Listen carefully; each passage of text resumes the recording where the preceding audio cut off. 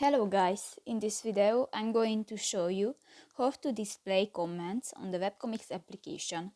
But first of all, I just want to mention, please don't forget to subscribe to our channel, because at 100,000 subscribers we are going to show you our YouTube revenue statistics and growth strategy, how to make money online.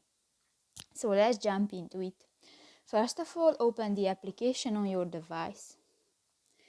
Select a comic what you want to read, and go to the settings button next to the progress option at the lower right corner of the screen, and in the display comment section just click to the next white circle, and the display comments is enabled.